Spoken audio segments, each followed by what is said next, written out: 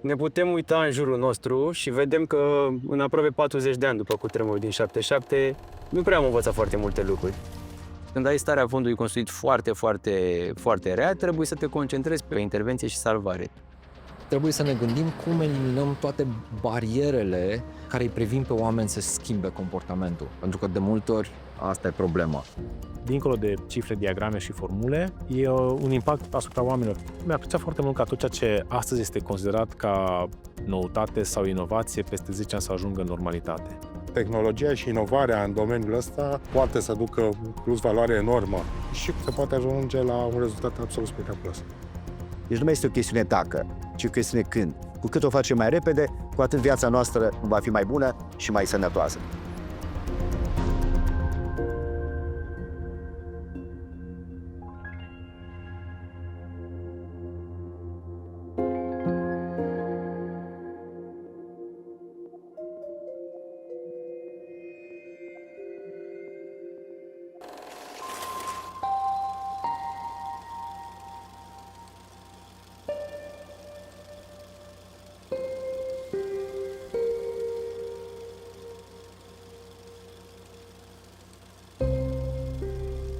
În seara de 4 martie am venit de la servici, m-am simțit obosită și m-am dus și m-am culcat. Am adormit și m-am trezit cu o bubuitură puternică. Pe soț și pe fiul meu l-am întâlnit în ușă. Striga: "Vino, domnule, între uși, cu tremur." N-am putut să mă dau jos din pat. Probabil mișcarea nu-mi dădea voie să mă dau jos din pat. Am plecat să vedem ce se întâmplă cu fiica noastră, care era la servici. Mergeam de mână și ne uitam și eram udurerați numai tărmături. M-am simțit foarte rău și nu știam pe unde să călcăm, pentru că lumină nu era întuneric complet. Nu te puteai apropia de nimic, nu știai ce-ți cade în cap. În clipele alea nu știam pe unde să o luăm și ce să facem. Dacă ar mai veni un cutremur ca cel din 77, va fi îngrozitor.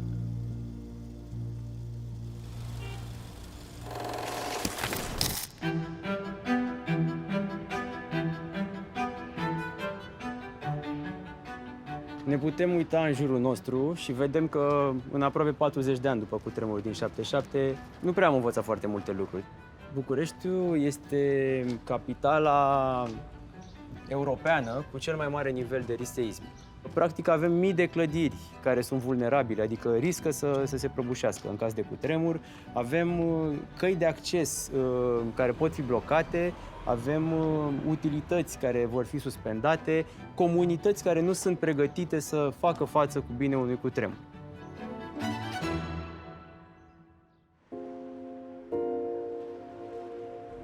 Când am început Rerise, în decembrie 2016, ne-am dat seama că trebuie să ne punem pe treabă, să vedem cum folosim acest timp limitat pe care îl avem până la următorul cutremur pentru reducerea riscului seismic în România. Când ai starea fondului construit foarte rea, trebuie să te concentrezi pe intervenție și salvare.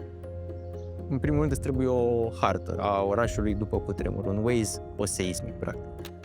Pentru că se va schimba harta orașului și salvatorii au nevoie să știe pe unde ajung la cei care au nevoie de ei. La această întrebare am propus folosirea dronelor în caz de dezastru. În cazul unui cutremur major, într-un oraș ai tot felul de probleme. Dronele sau sistemele aeriene fără pilot pot să suplinească cu brio lipsa infrastructurii critice. Tehnologia pe care noi o dezvoltăm aici poate fi folosită în crearea unei hărți rapide a tuturor punctelor fierbinți în cazul unui cutremur. Dronele pot foarte ușor să evalueze și să identifice toate blocajele majore de pe arterele de circulație.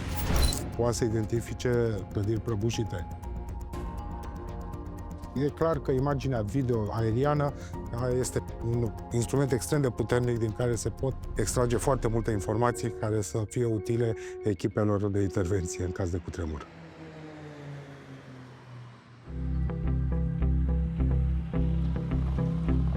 Ne putem gândi cum ar ajunge salvatorii la cei care vor avea nevoie de ei sub dărâmături. De fapt, asta am și făcut. Atunci când ne-am gândit la registrul utilajelor, ca modalitate de eliberare a căilor rutiere, a drumurilor din centrul Bucureștiului. Am venit cu această soluție prin care punem la dispoziția statului baza de date cu utilajele din mediul privat care pot fi folosite pentru eliberarea căilor de evacuare.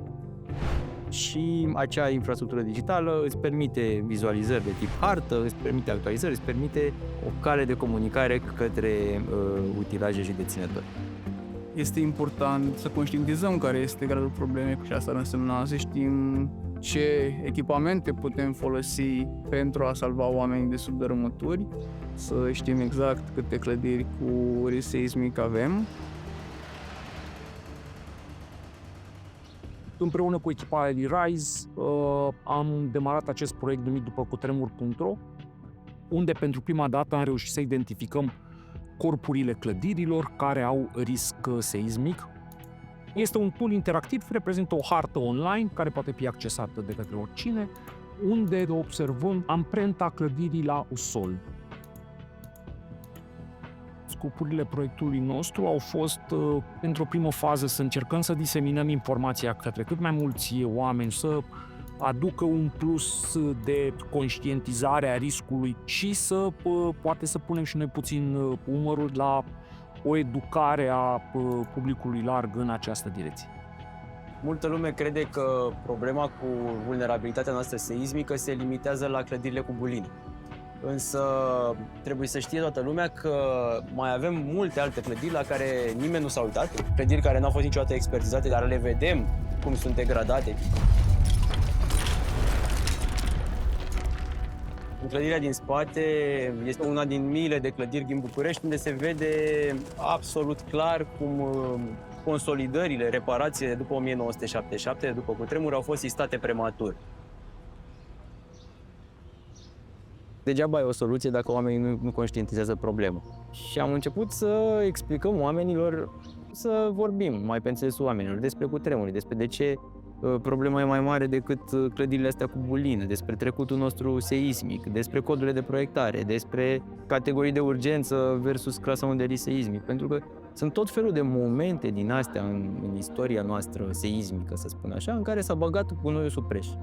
Cred că genul ăsta de eveniment de educare și de conștientizare a comunității e foarte important pentru că problema seismului este o problemă care este overlooked de foarte multe ori și de asta cred că e important să fie entități de orice fel care să atragă atenția periodic și să ne reamintească că, se poate întâmpla oricând, chiar dacă a trecut mult timp de când a fost grav.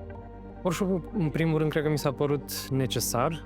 Îmi doream de foarte mult timp să merg. Acum că știu ce știu, mi se pare că ar trebui băgat în școli. Eu astăzi am venit la acest workshop personal și ca să mă pregătesc pentru un astfel de viitor cu tremur și să-mi estompez orice temere, dar și pentru profesia mea. Eu predau și cred că aceste informații îmi vor fi utile și în a le transmite copiilor. Mi se pare esențial să aducem un plus de conștientizare la nivel general, să încercăm să ajutăm cât se poate la reducerea riscului seismic din București. Inovația și tehnologia fac parte din specia asta a omului de zeci de mii de ani. Fără inovație și tehnologie nu am fi avut civilizația tehnologică de astăzi. Tehnologia și inovarea în domeniul ăsta poate să aducă plus valoare enormă în situațiile de urgență și se poate ajunge la un rezultat absolut spectaculos. Nici o societate nu e pregătită să facă fața unui dezastru 100% doar cu forțele ei. Oamenii se ajută în caz de dezastru. Problema vine din vulnerabilitatea noastră seismică, din cât de pregătiți suntem să facem fața acelui cutremur pe care îl așteptăm. Avem mult de muncă. În sine, problema este copleșitoare, așa că nu cred că va putea fi rezolvat doar de ReRise. Conștientizarea și informarea despre riscurile, pe cât de neplăcute ar fi ele, în sine asigură un grad de prevenire. Cu cât o comunitate este mai educată, cu atât are mai mari șanse în fața unei situații de criză.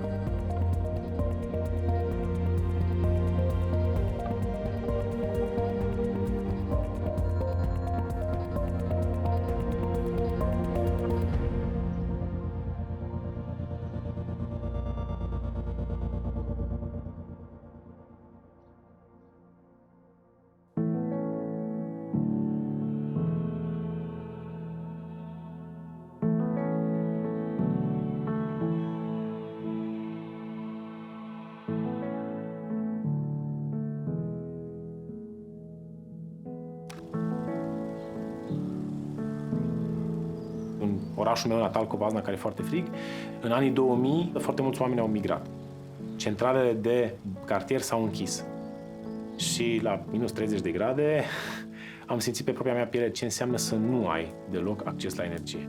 Oamenii ardeau mobilă să se încălzească și mi-am dat seama că, dincolo de cifre, diagrame și formule, e un impact asupra oamenilor pe care îl are gestionarea energiei.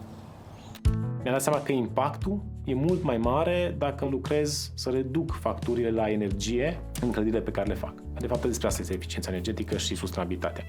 Și atunci eu personal m-am axat pe cum să fac să reduc consumul de energie pe care îl are o clădire și cum să fac să folosesc materiale care au un impact redus asupra mediului.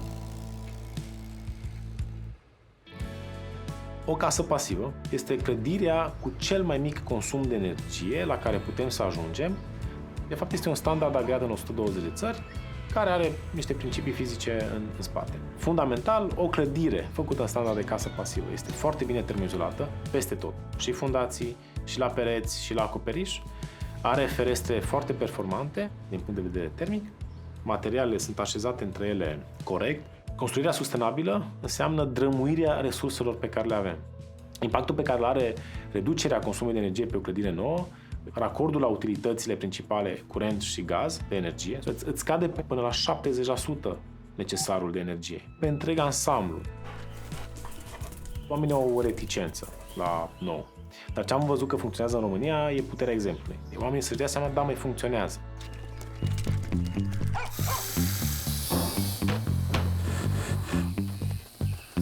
Mi-am dorit să construiesc cu ideea de viitor, cu tehnologie de azi și atunci am hotărât să merg pe o casă pasivă. Gândul a fost să simt căldura unei case vechi, dar care să aibă tehnologia secolului 21. Am ținut să avem elemente naturale în casă. Casa este făcută pe o structură de lemn cu o termoizolație de 40 de centimetri. Ferestrele, de asemenea, sunt eficiente energetic. Locuința este pasivă datorită, în primul rând, etanșeității și, în al doilea rând, termoizolații.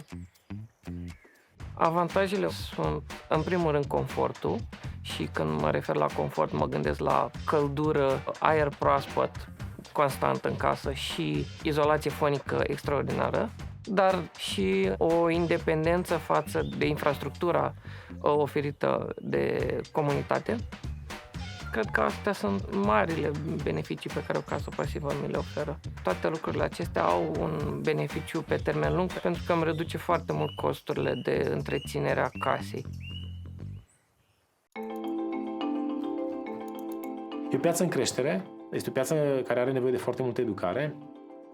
De aceea, dincolo de proiectare, implementare, am început și componenta de educare. Am început din 2017 să predau așa, la modul hai pe șantier. Apoi am ajuns cu partea de comunicare și awareness mai departe, în online, și m-am dus într-o zonă de conținut gratuit, adică de acces gratuit pe YouTube. Și în urmă cu 3 ani am ajuns în zona de evenimente de awareness, cu Caravana NZ, și am văzut o energie foarte puternică a oamenilor care se conectează și care își dau seama că a construi, în primul rând, eficient energetic, și asta duce mai departe în a construi mai sustenabil, nu mai este un necunoscut și o incertitudine, nu mai costă mult, ci este astăzi accesibil. Cred că oamenii ar trebui să adere la construcții eficiente energetic și sustenabile, în primul rând pentru că resursele sunt finite și casele pasive au acest avantaj că au un consum mic de resurse. Eficiența energetică nu mai este o fiță. Eu văd eficiența energetică ca o nevoie fundamentală a noastră ca oameni. Vom căpăta niște produse de locuit mult mai bune, mult mai rezistente în timp, mult mai reziliente. Tot ceea ce astăzi este considerat ca noutate sau inovație, mi-ar plăcea foarte mult ca peste 10 ani să ajungă în normalitate. Ceea ce proiectăm și e considerat mai special, de fapt să fie normal peste 10 ani și asta să fie standardul minim la care lucrezi. Să devină normal să construiești corect, să devină normal să te gândești la o perspectivă pe 50 de ani, să devină normal să ai o clădire care să fie confortabilă, să nu facă mucigai, să fie rezistentă și durabilă în timp și mai ales să-și producă singură cea mai mare cantitate de energie.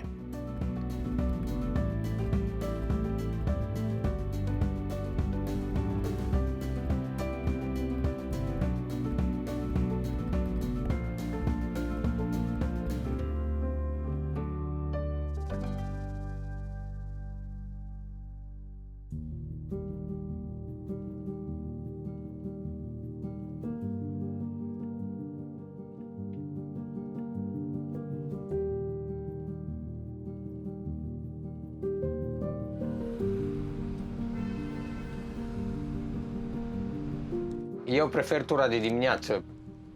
Vin la 4 dimineața, deconectez autobuzul de la stația de încărcat, pornesc autobuzul și fac rutina zilnică, verificarea autobuzului și la ora 4:45 sunt pe linie să preiau călătorii să-i ducem în oraș. Îmi place să văd cum orașul se trezește dimineața, începe forfota orașului, vezi oamenii mergând, fiecare la serviciului sau la școala la care merg copiii.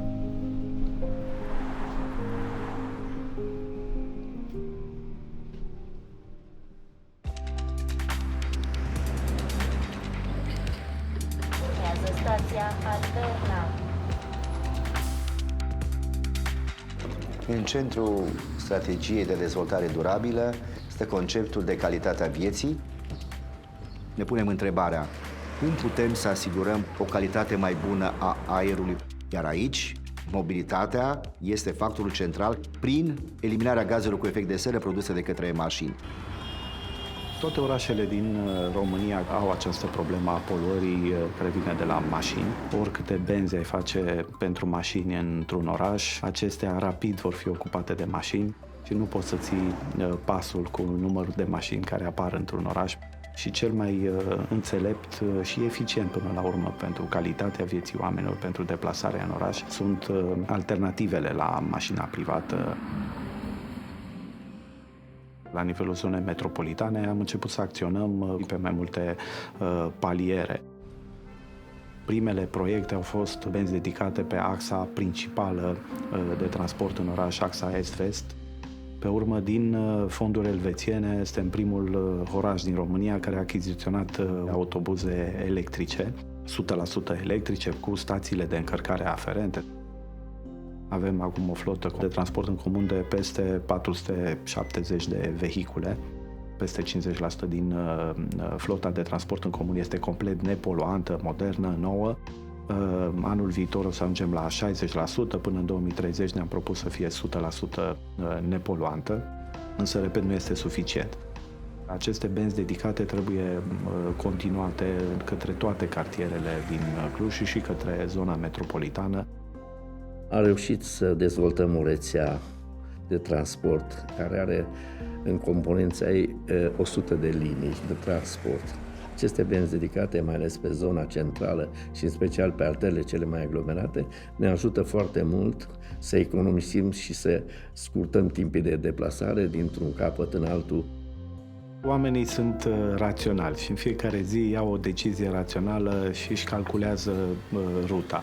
Și dacă le iese că întârzie cu mașina și ruta este mai rapidă cu transportul în comun, vor lua decizia să ia transportul în comun. Urmează stația Mălinului. Am norocul că sunt pe o rută unde autobuzul circulă foarte des. Transportul în comun este format cu o flotă nouă, care arată bine, miros bine, sunt curate.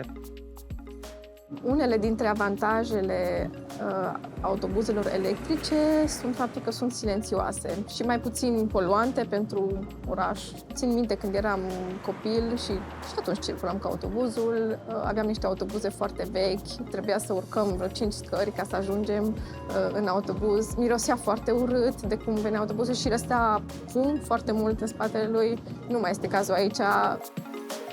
Când am trecut de la autobuzele diesel la autobuzele electrice, a fost o provocare. A fost o tehnologie total nouă. Am venit de la autobuze cu butoane efectiv pe care trebuie să apeși la ecrane digitale, unde folosim touchscreen și tot ceea ce este în tehnologia modernă. Odată ce am învățat să folosim, nu cred că am vrea să ne mai întoarcem înapoi la tehnologia veche. Este clar că construcția acestui mijloc de transport electric este mult mai simplă și automat intervine și factorul costurile de mentenanță, de reparații, de întreținere sunt mai mici.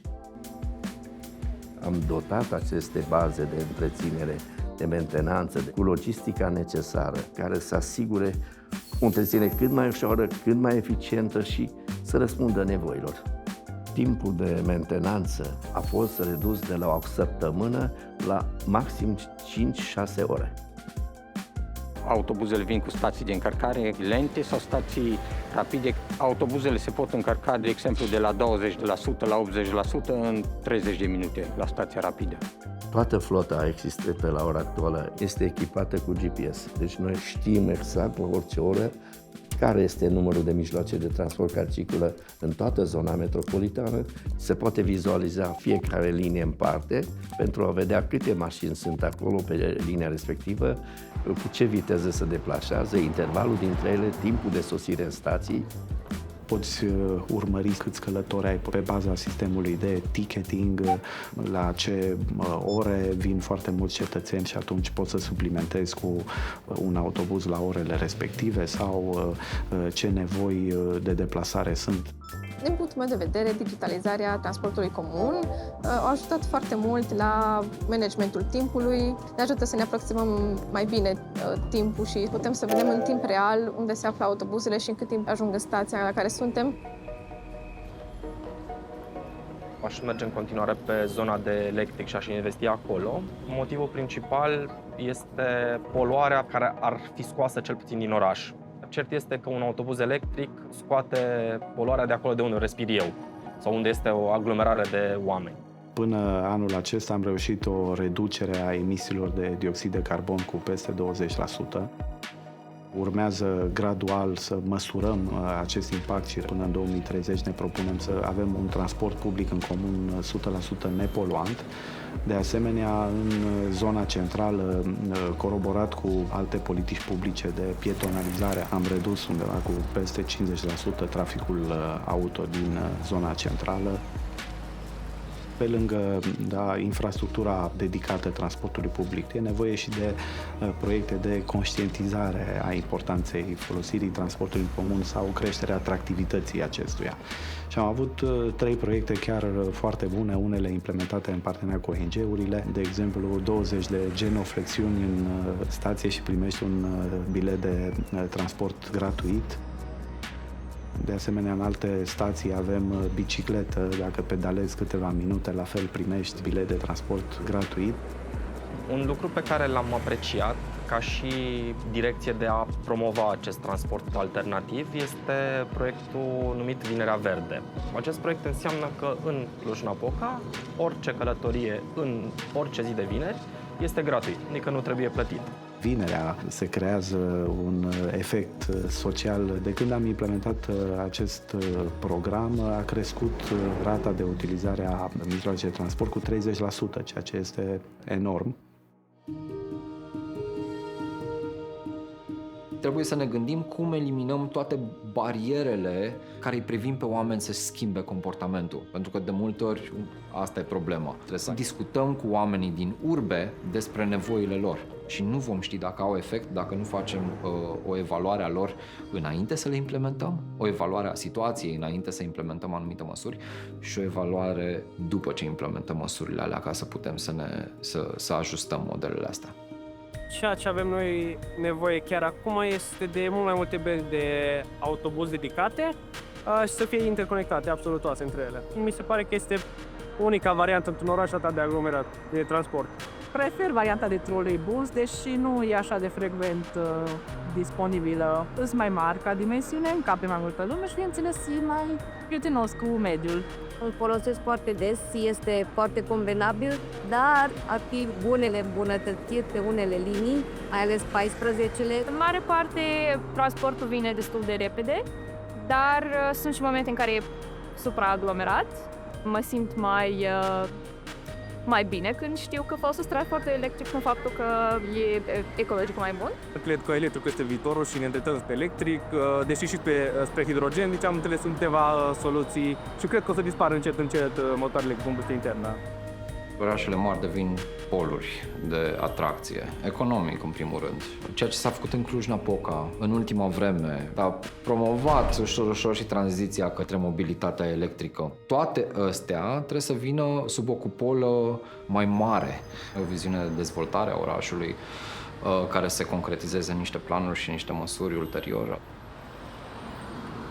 Oamenii, în general, reacționează la diversi stimuli și sunt probabil nenumărați stimuli la care reacționăm. Mi-ar plăcea, în momentul de față, o mai mare prioritizare a ceea ce înseamnă transport în comun, în care, din absolut orice loc din oraș, să ajungi mai repede cu transport în comun decât cu mașina personală. Și asta să fie, practic, direcția care va împinge chiar și cei mai mari contestatari. Sustenabilitatea este un lucru care va veni ulterior.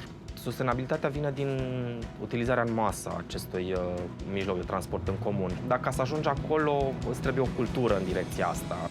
Încă suntem în procesul de schimbare a mindset-ului, dar pentru asta trebuie un dialog constant. Schimbăm mentalitatea orașului, schimbăm percepțiile despre oraș și despre țară. Avem nevoie să schimbăm acele șabloane care au fost formulate nedrept la adresa orașelor noastre, arătând că și noi aici, în acest colț de Europa, putem avea o oază de transport verde nepoluant, o oază de sănătate prin mobilitate alternativă la mașină. Deci nu mai este o chestiune dacă, ci o chestiune când. Cu cât o facem mai repede, cu atât viața noastră va fi mai bună, mai frumoasă și mai sănătoasă.